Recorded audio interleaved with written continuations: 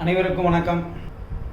மழை நீரால் மக்களுக்கு பாதிப்பு வராமல் இருக்க தயவு செய்து அனைவரும் அவரவர் பகுதியில் இருக்கும் நீர்வரத்து வாரிகள் ஆக்கிரமிப்பு செய்துள்ளதா, ஆக்கிரமிப்பு செய்யப்படவில்லையா என்று ஆய்வு செய்வீங்கள்.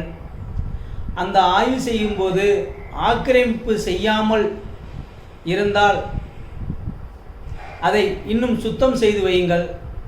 மழைநீர் நீர்த்தேக்க ஏரிகளுக்கோ குளங்களுக்கோ ஓடிவிடும்.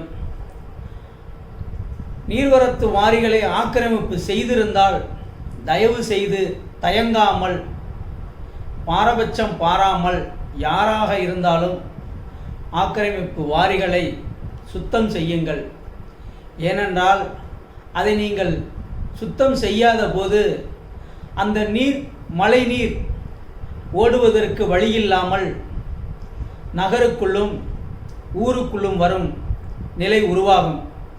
அப்படி அந்த நீர் ஊருக்குள் நகருக்குள் வந்தால் மக்கள் குடியிருப்புக்குள் வரும்பொழுது மக்களுக்கு ஏகப்பட்ட பாதிப்புகள் உருவாகுவதற்கு வழிகள் உள்ளன. நாம் ஒவ்வொரு ஆண்டும் நமது தலைநகரமான சென்னையில் ஒவ்வொரு ஆண்டும் கனமழை பெய்யும் போதெல்லாம் வீட்டுக்குள் நீர் புகுந்து நிறைய பாதிப்புகளை மக்கள் சந்தித்து வருகிறார்கள். அந்த நிலை தமிழ்நாடு முழுவதும் வரக்கூடாது என்பதற்காகத்தான் இந்த செய்தியை நான் சொல்கிறேன். அதேபோல் நீர்வரத்து வாரிகளை ஆக்கிரமிப்பு செய்யாமல் சுத்தம் செய்து வைத்தோமானால் நீர்நிலைகள் நிச்சயம் உயர்த்தப்படும். ஏரி, குளம், குட்டைகள் என்று ஒவ்வொரு நீர் தேக்க அணைகள், நீர் ஏரிகள், குளங்கள் என்று இப்படி அனைத்திலையும் வரக்கூடிய நீர்வரத்து வாரிகளை சுத்தம் செய்து நாம் வைத்திருந்தோமானால் நிச்சயம் மக்களுக்கு நீர்மட்டம் உயரும்.